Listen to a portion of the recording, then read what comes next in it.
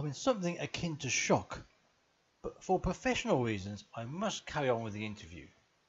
You didn't talk about your relationship with girls when you were at school.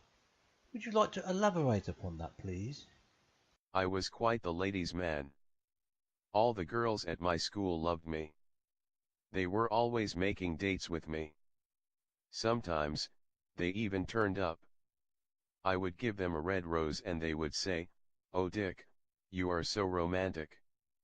They often didn't realize that it was cheap plastic I got from a corner shop. As the date progressed, when she wasn't looking, I took the red rose back. When she invariably said she didn't want to see my face ever again, at least I still had the rose to recycle for the next encounter. Every girl I dated dumped me. They stole my heart, but I would steal their money. I would look them in the eye and tell them I loved them as I rifled through their purse. I brought them candlelit dinners with the credit cards I had snatched from their purses. Every girlfriend I had more than covered their own costs in what I could steal back from them. I think I even made a profit. The Beatles sang a song called, "Can't Buy Me Love." But my song is, "Rob them while you woo them." Every time I was dumped I would cry myself to sleep, because I knew an avenue of revenue had been closed. I love women. They have money. Their eyes are so beautiful. Like 5-pound notes. Most of my ex-girlfriends are now destitute. Frankly, I'm not really interested in taking you seriously anymore, but I have to finish this interview. Were you involved in any extracurricular activities at school? I was captain of the school debating team. I never lost a single debate. I had many tactics. Once I was on my way to a debate with a large bag. I made sure my opponent saw me struggling with this bag, so he said, "Let me help you."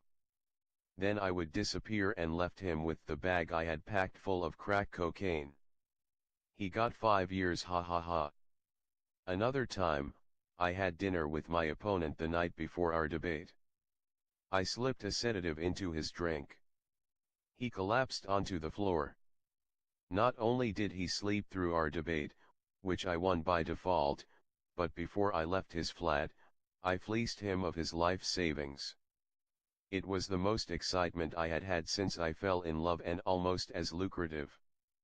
If my opponent managed to get to the debate unscathed, I had other means of winning. Halfway through their speech, I would reverse the electric current in his microphone. There would be a loud bang, his hair would fly up, and he'd shoot off the stage, ha ha ha. But one time, I got my wires crossed and blew myself up. I was in intensive care for 6 months. Actually, now I come to think of it, one winter, during a heavy snowfall, I did lose one debate. I was furious. So after the event I fiddled with the brakes on the moderator's car. On his way home he crashed into a tree. Luckily, he survived the crash with only a broken arm. It was the wolves which finished him off.